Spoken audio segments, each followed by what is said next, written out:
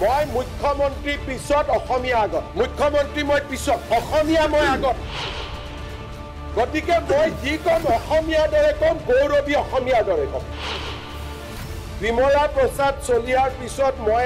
অসমৰ এজনে মুখ্যমন্ত্ৰী কিছু হলেতো খেদিব পাৰিছো এতিয়া আমি লিগেলি ৰাস্তাখিনি সাফ কৰি ললো যে অসমৰ পৰা এতিয়া বিদেশী বহিষ্কৰণ সম্ভৱ মাননীয় অধ্যক্ষ মই মুখ্যমন্ত্ৰী পিছত অসমীয়া আগত মুখ্যমন্ত্ৰী মই পিছত অসমীয়া মই আগত গতিকে মই যি কম অসমীয়াৰ দৰে কম গৌৰৱী অসমীয়াৰ দৰে কম গতিকে এই কথাটো মনত ৰাখক গৌৰৱী অসমীয়াটো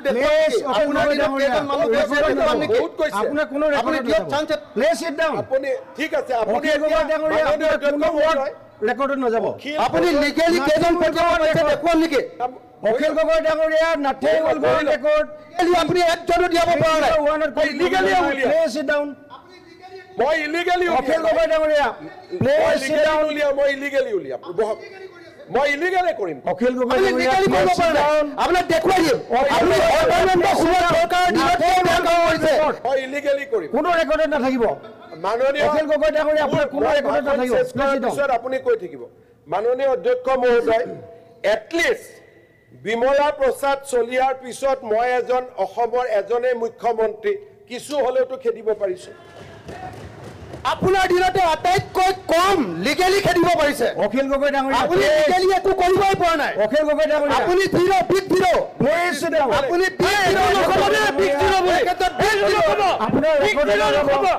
আপোনাৰ কোনো ৱৰ্ড ৰেকৰ্ডত নাযাব অখিল গগৈ ডাঙৰীয়া আপোনাৰ কোনো ৰেকৰ্ডত নাযাব প্লিজ সিট ডাউন এক মিনিট 301ত ডিবেট নহয় কণ্টেষ্ট অখিল গগৈটো অলপ ভোট পাব লাগিব গতিকে আমাৰ কোনো আপত্তি নাই আপুনিও তাৰ কাৰণে কেকটো এডু খুৰাই যিমানে কম্পিটিশ্যন কৰে কৰক না আমিতো হাঁহি থাকিম না গতিকে ইউডিএফেও কওক আপুনিও কওক কংগ্ৰেছেও কওক কেকটো আপুনি দেশৰ বাৰে বাৰে উঠি আছে আপুনি দেশৰ নিৰাপত্তা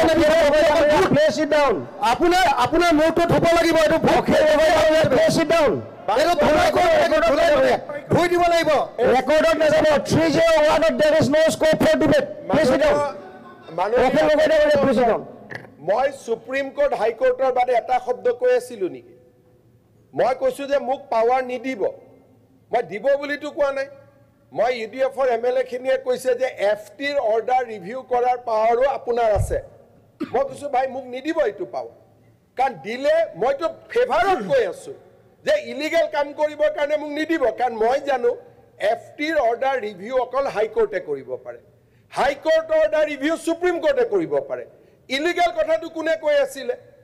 ইউডিএফৰ আৰু আব্দুল ৰহিম ডাঙৰীয়া প্ৰাক্তন সভাপতি আমসু তেওঁ মোক কৈ আছে নাই না আপোনাৰ পাৱাৰ আছে তে মই কৈছো মোৰ পাৱাৰ থাকিলে কলম কোনফালে যাবতো জানেই গতিকে আপনি তো আপনি নিয়ন্ত্ৰণ কৰিব পাৰে আপনি কিয় কৰিব পাৰে হায়াত জাজ বহু জানে মাননীয় অধ্যক্ষ শুনিলক পিছত যদি কিবা আছে উঠি পেলাই ক'ব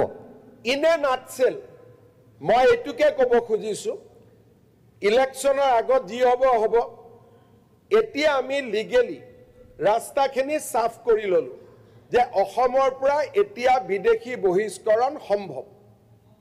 দিস ইজ দ্য এচিভমেন্ট আমি এটা